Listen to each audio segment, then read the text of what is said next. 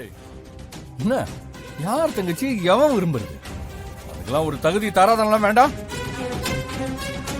இன்னொரு தடவை இந்த பொறுக்கி என் தங்கச்சியை பத்தி நினைச்சான்னு தெரிஞ்சா கூட அப்படியே வெட்டி போட்டுருவேன். ஜாக்கிரதை. டேய் என்னடா எல்லாரும் சேர்ந்து ரொம்ப திமிரா பேசிட்டு இருக்கீங்க? ஏன் இந்த அருவா துப்பாக்கி எல்லாம் உங்க வீட்டுல மட்டும்தான் இருக்குமா? இங்க பார், இப்ப சொல்ற கேட்டுக்கோ.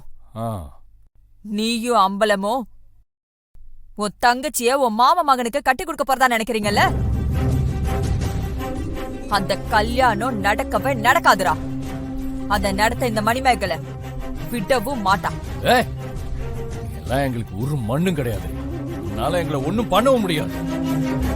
அன்னைக்கு நாங்க ஏதோ கவனம் இல்லாம இருந்துட்டோம். என் தங்கச்சியை கடத்திட்டு போயிட்டீங்க. ஆனா இன்னொரு தடவை நெருங்கி பாருங்க, ஒருத்தர் கூட உயிரோட இருக்க மாட்டீங்க. டேய் சிவா, இப்ப சொல்றேன் நல்லா கேட்டுக்கோ. உன் தங்கச்சி கல்யாணம் நீ நினைக்கிற மாதிரி நடக்காது. அது நான் நினைக்கிற மாதிரி தான் நடக்கும். அதுவும் என் தம்பி தாஸோட மட்டும்தான் நடக்கும். இது சவால்டா. என் மேகலை என்ன ரொம்ப சலம்புற? நீ உன்னை நினைச்சிட்டா அத உடனே பண்ணிடுவியா? காவேரி எங்க வீட்டு பொண்ணு. அவளை யாருக்கு கல்யாணம் பண்ணி கொடுக்கணும்னு நாங்க தான் முடிவு பண்ணுவோம். உன் தம்பி மாதிரி பொறுக்கேக்கனா எங்க வீட்டு பொண்ணு கிடைக்காது. இங்க பாரு, இப்ப சொல்றேன் கேட்டுக்கோ. நாங்க விரும்புற மாதிரி தான் காவேரிக்கு கல்யாணம் பண்ணி வைப்போம். உன்னால எதுவும் பண்ண முடியாது, பாத்துக்கோ.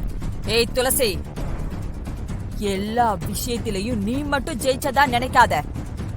உனக்கு தெரியாத விஷயம் நிறைய இருக்கு. உன்னால ஒண்ணு பண்ண முடியாது. இது என் சவால். உன் தங்கச்சி காவேரி கல்யாணம் நான் நினைச்ச மாதிரி தான் நடக்கும்.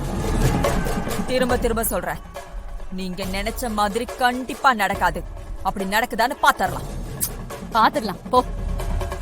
ஏய், அது வரைக்கும் நீங்க முதல்ல உசுரோட இருக்கீங்களான்னு பாரு. எங்க அப்பா கண்ணுல மட்டும் நீங்க திரும்ப பற்றாதீங்க. உன் தம்பிக்கு சாவு எங்க அப்பா கையால தான். தாசு, வா போலாம்.